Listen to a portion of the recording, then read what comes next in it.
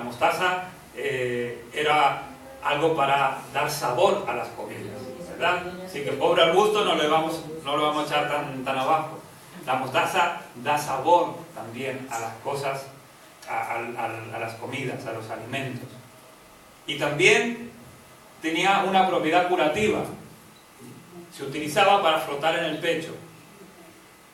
Alguna vez, a mí de niño me frotaban con el Big Vaporub.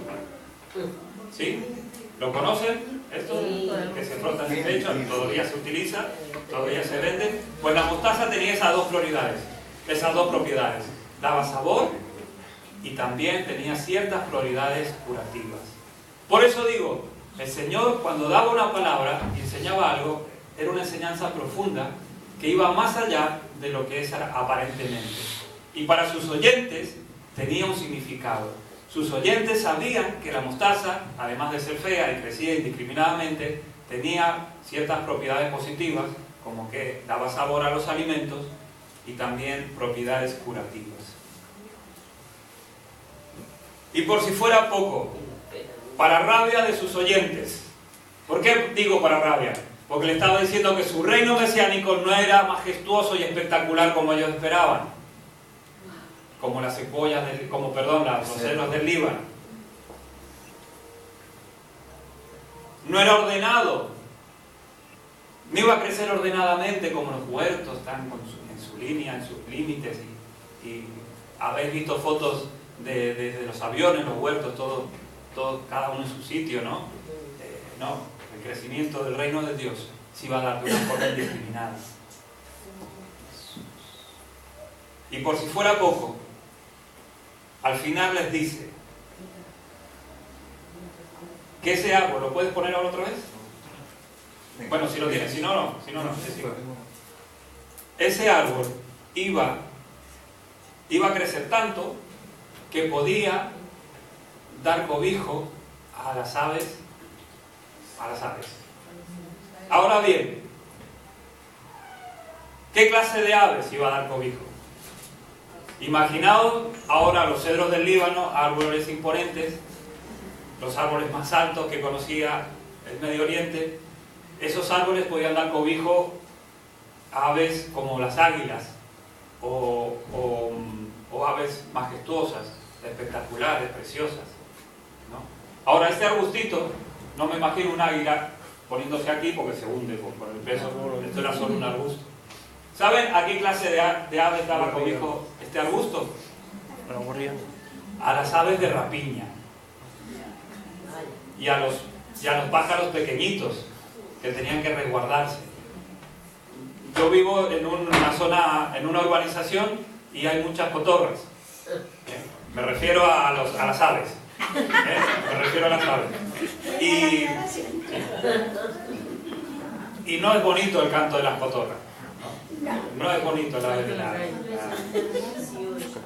Y entonces Jesús le está diciendo, miren, en mi reino hallarán cobijo todas las aves, o haciendo la comparativa, todos los despreciados de este mundo.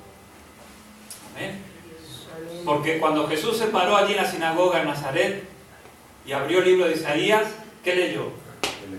El Espíritu del Señor está sobre mí por cuanto he venido. Fuerte. El Espíritu del Señor está sobre mí por cuanto he venido a anunciar la buena nueva a los pobres, dar libertad a los cautivos, abrir las cárceles de los presos, dar vista a los ciegos, dar corona en vez de ceniza. Así es. Y todas esas personas en el tiempo de Jesús eran los despreciados. Las viudas, los huérfanos, los pobres, los leprosos, los enfermos. Hallaban cobijo como las aves despreciadas en arbusto de mostaza. Ya lo puedes quitar. Mis hermanos, presten atención a lo que el Espíritu de Dios está queriendo decir. Dice en Hechos capítulo 8 que cuando Pablo se dirigía, había recibido carta de los principales, se dirigía ¿hacia dónde? A sacar a nuestros hermanos.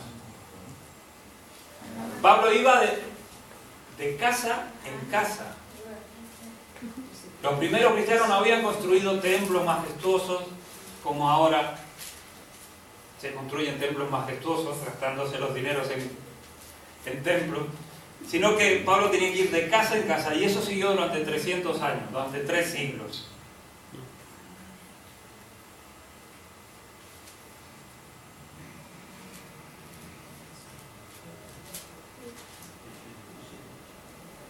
Él, sí, bueno, lo mencionaba, no es que lo fuéramos a leer, pero allí está la historia de la conversión de Pablo y de cómo él iba de casa en casa, dice, arrastrando fuera a nuestros hermanos para meterlos en cárceles y castigarlos.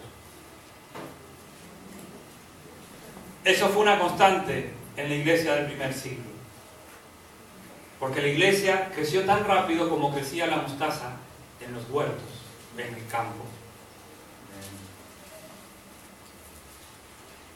Pero el reino de los cielos, el reino de la mostaza, hermanos, también es un bálsamo curativo. El reino de la mostaza es un reino que da sabor a este mundo. Por algo también dijo en otra historia que somos la sal de la tierra, ¿verdad? Que también tiene sus varias connotaciones.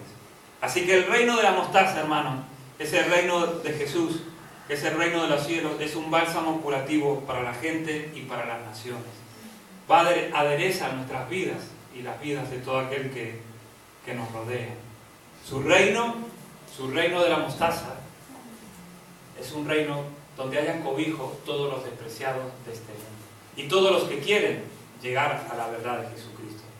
Amén. Amén. Ese es el reino de los cielos, es el reino que anunció nuestro Señor Jesucristo. Entonces, ¿qué queda para nosotros? ¿Qué queda para nosotros? ¿Qué vas a decidir tú? ¿Qué voy a decidir yo? Porque también en nuestras vidas, en nuestras expectativas, como decía, ¿no? En nuestras expectativas, ¿qué expectativas tenemos? Porque las expectativas grandes de Dios es un avance continuo, un avance indiscriminado, casi loco, a veces sin mucho orden, ¿no? A veces sin mucho orden. Pero a veces te encuentras con personas, con congregaciones enteras, que si no es así, si no es asá, no puede avanzar, no podemos seguir adelante. Cuando Jesús dijo que su reino era un reino que espabilaban, que avanzaban. La palabra había sido dada, el Espíritu de Dios estaba con ellos, así que el reino de Dios avanzaba. ¿Qué vas a decidir tú, hermano? ¿Qué voy a decidir yo? ¿Te decides por la mostaza o por los cedros del Líbano? Por la mostaza. ¿Por la mostaza o por los cedros del Líbano? La mostaza. Amén. Vamos a ponernos de pie, porque todas y cada una son maravillosas y muy profundas. Y sus historias desafiaban a los que tenían delante, las multitudes, a los religiosos, a los enfermos, a mujeres, hombres, niños.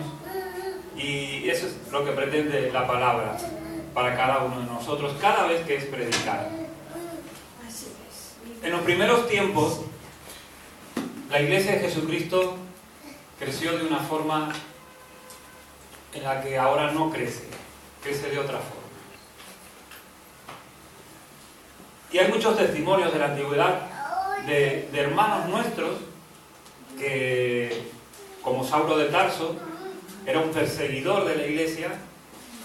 El Señor le tocó en aquel camino a Damasco y él se convirtió en el apóstol, ¿verdad? El gran apóstol a los gentiles. Hay el testimonio de un hermano nuestro, su nombre fue Minucio Félix. Este hombre vivió aproximadamente en el año 200 después de Cristo. Es decir, todavía en la etapa en que la iglesia crecía y crecía a través de todo el imperio y más allá de sus fronteras, pero era una iglesia clandestina, era una iglesia que tenía que crecer bajo la persecución y la amenaza constante del imperio romano. Sin embargo, quedan la historia y voy a leerles unos fragmentos de los escritos de Minucio Félix, porque saben que los romanos eran gente muy disciplinada y tenían historiadores y gente que escribía y dejaba constancia de los hechos y de las cosas, ¿no? Entonces este hombre, Minucio Félix, fue una persona que, como Saulo de Tarso, era un perseguidor de la iglesia. Él llegó a decir que debían ser todos eliminados. Les voy a leer algunos fragmentos. Antes de ser tocado por el amor de Cristo, él decía de los cristianos: ellos desprecian los templos como si estos fueran tumbas. Desprecian títulos de honor y el manto púrpura de los oficiales de gobierno. Aunque apenas pueden cubrir su desnudez, ellos se aman los unos a los otros antes de conocerse. Fijaos cómo malinterpretaban. Dicen: practican culto a la lujuria, pues entre ellos se llaman hermanos y hermanas indiscriminadamente. Eso era lo que escribía Minucio Félix cuando era un perseguidor de la iglesia. Luego, él es tocado por Jesucristo y dice: ¿por qué no tenemos altares, templos ni imágenes? ¿Qué templo podría yo construirle a Dios cuando el mundo entero, el cual es creación de sus manos, no le puede contener? ¿No sería mejor que le hiciéramos un santuario en nuestras almas? Todo el cielo, toda la tierra y todas las cosas más allá de los confines de la tierra están llenos de Dios. Casi podría decir, vivimos con Él. Qué hermosas señales para Dios cuando un cristiano se burla del sonido de las herramientas de muerte y del horror del verdugo, cuando defiende y sostiene su libertad en presencia de reyes y príncipes en obediencia exclusiva a Dios, a quien pertenece. Entre nosotros, niños y mujeres frágiles se ríen en menosprecio a las torturas, la horca y todos los otros horrores de la ejecución. Amén. Es el testimonio de un hermano nuestro que, como tantos otros, tuvo que sufrir el horror de la tortura y de la muerte en manos del Imperio Romano. Amén. Y cómo él describe a la iglesia del primer tiempo. La iglesia en los primeros siglos crecía y crecía y crecía. Si tuviéramos que darle el nombre de un patrocinador a la Iglesia de Jesucristo, saben que los equipos famosos de deportes tienen patrocinadores, ¿verdad? ¿Cuál? Bueno, no voy a decir cuál. Saben que tienen aquí sus marcas, ¿no? Que los patrocinan. La Iglesia de Jesucristo, ¿qué podría tener de patrocinador? Algo digno. Siempre hay algún espabilado que va de este lado. ¿Qué diríais vosotros? Sí, bueno, no nos pongamos tan espirituales, vamos a ser más... Por supuesto que el Espíritu Santo es el que patrocina a la iglesia, si no, no sería su obra. Pero si hubiera que darle una imagen... así como el Barça tiene, ¿no?, el Qatar, el CEF y todo eso. A ver, dilo César, dilo que ya... Mostaza. La mostaza, muy bien. La mostaza. Una imagen de la mostaza. ¿Por qué? Vamos a ver por qué. En el capítulo 13 del Evangelio según San Mateo, capítulo 13 del Evangelio según San Mateo, dice allí los primeros versos: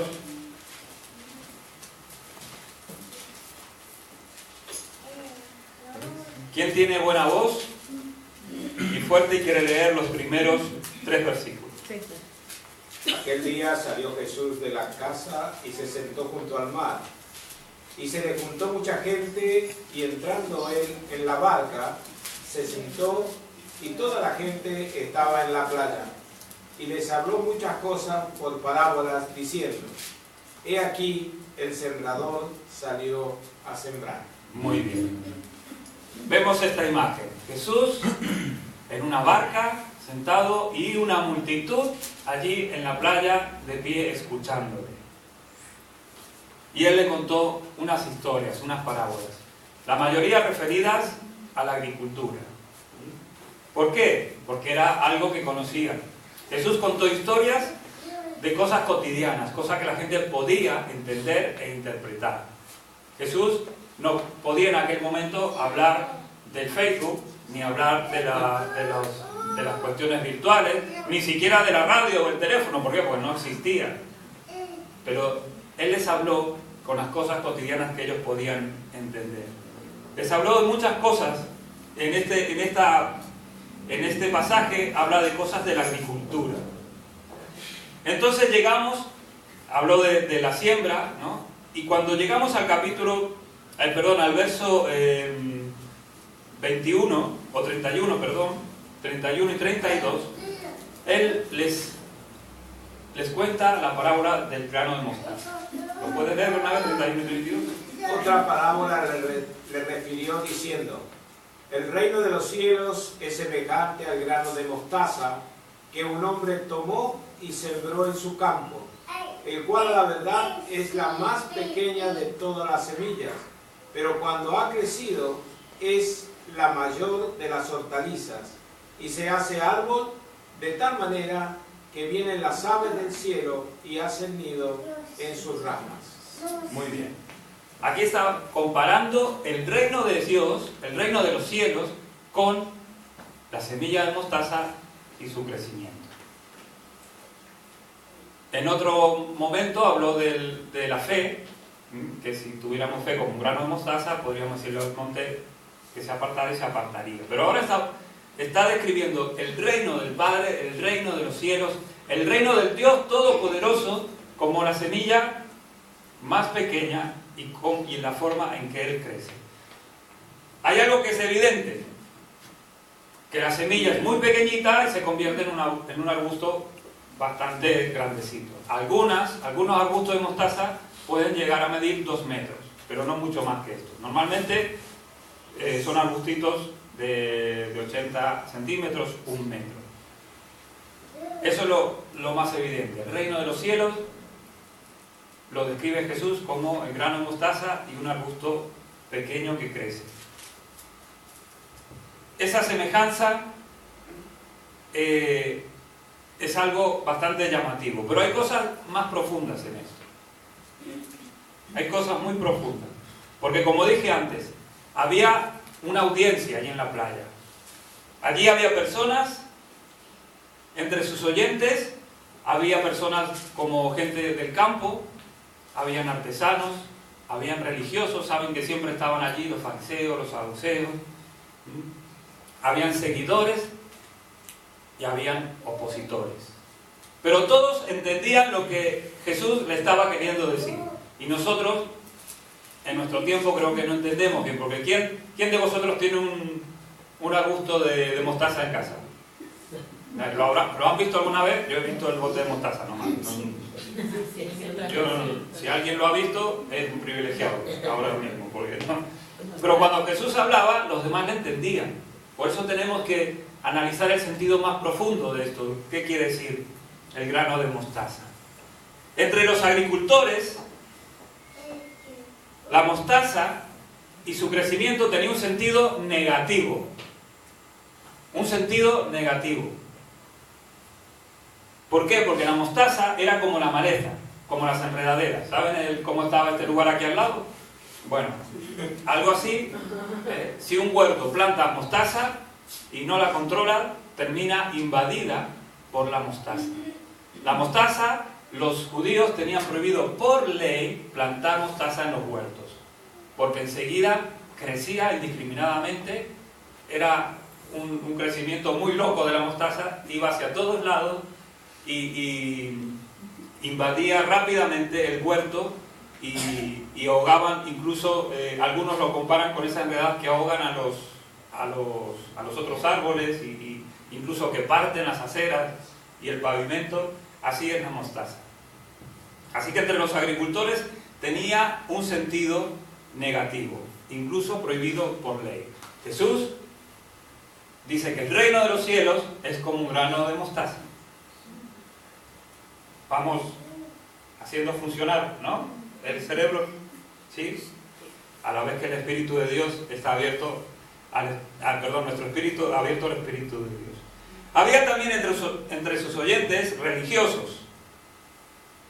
Y los judíos tenían en su historia, en su imaginería, en su forma de ver las Escrituras, pasajes del Antiguo Testamento que hablaban del reino de los cielos y hablaban de cosas majestuosas. ¿Qué árboles son muy famosos en el Antiguo Testamento como imponentes? ¿El olivo? El olivo es muy importante, pero no es imponente. Los cedros, ¿de dónde? Del Líbano. Están muy... ¿Alguien ha visto? Bueno, se ve que ya no quedan muchos cedros del Líbano de ese tamaño, pero ¿alguien ha visto fotos de las secuoyas de California? Árboles de casi 100 metros. Bueno, los cedros del Líbano eran semejantes a esos árboles en aquel tiempo. Eran árboles imponentes, impresionantes. Muchos pasajes del Antiguo Testamento hablan de estos cedros.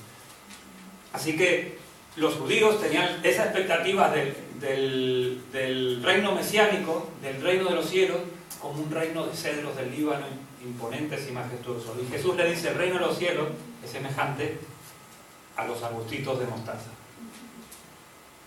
El Señor siempre dándonos la vuelta a todo lo que nosotros pensamos, imaginamos. Entre su auditorio también habían romanos. Los romanos eran el símbolo de poder, el poder imperial. Hay una historia que se cuenta de Alejandro Magno. ¿Saben quién fue Alejandro Magno? El gran conquistador griego, ¿no?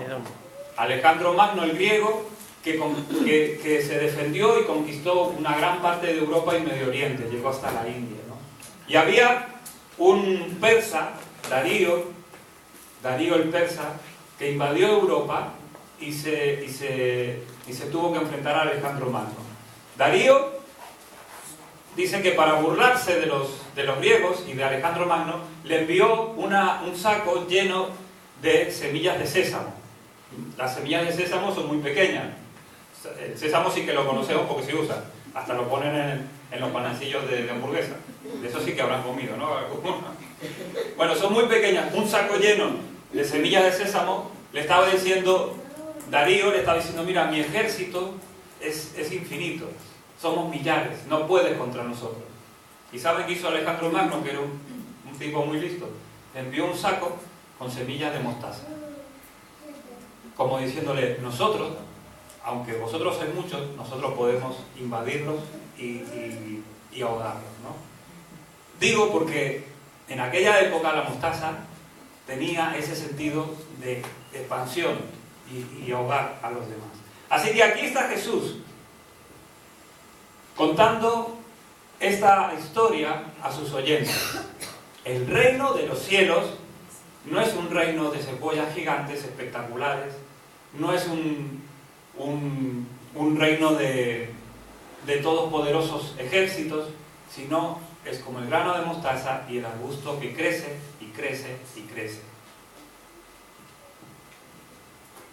Los agricultores y los judíos hubieran celebrado si Jesús hubiera dicho con toda, ¿no?, algarabía: el reino de los cielos es como los cedros del Líbano. ¡Ah!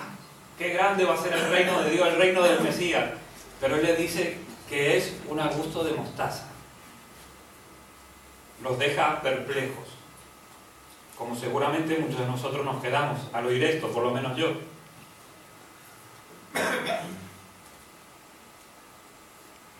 ¿Saben? Los judíos eran gente muy ordenada, muy...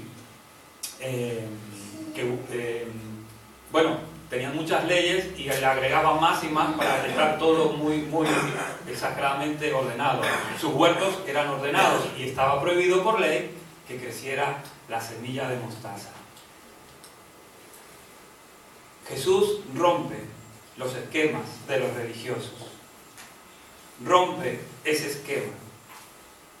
El movimiento de su reino, el movimiento del reino de Dios, le está diciendo, no es el estar plantando cositas ordenaditas, bonitas, Le está diciendo que no son el plantar árboles exageradamente majestuosos.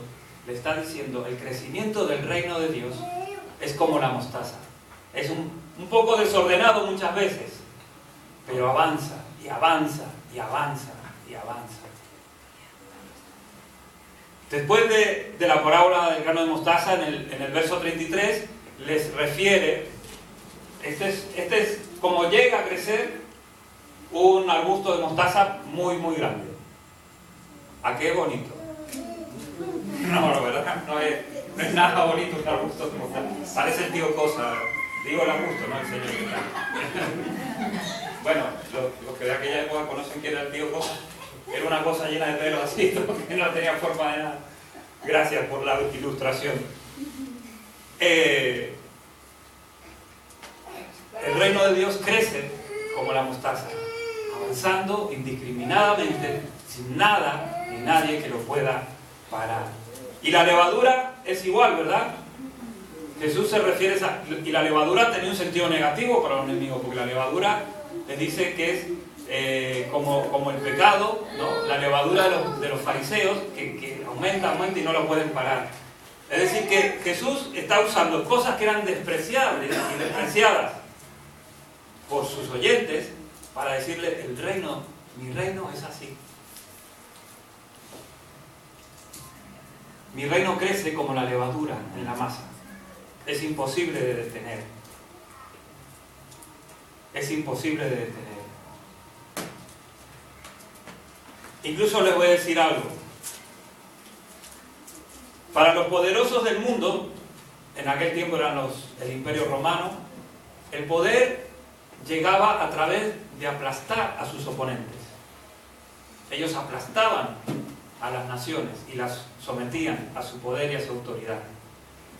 Sin embargo, Jesús dice que el poder no se trata de aplastar a los demás, sino de ser aplastados nosotros mismos para poder nacer. El apóstol Juan lo dice en el capítulo 12, verso 24. Si la semilla de trigo no cae en tierra y muere, no puede nacer la nueva planta, ¿verdad? Se refería a sí mismo, que él tenía que morir y ser aplastado, su cuerpo, su sangre derramada, como hemos celebrado hoy, para poder volver a nacer. El poder y la autoridad en el reino de los cielos no es ir aplastando a los demás, sino humillarnos a nosotros mismos, ser aplastados por Cristo para poder nacer y ser nuevas criaturas. Amén. Amén. Eso es lo que representamos, o una de las cosas que representamos cada mes tomando la cena del Señor. Así que, hermanos, ahí tenemos la mostaza. Un arbusto feo que se reproducía indiscriminadamente. Nadie podía detener el crecimiento de la mostaza. El rey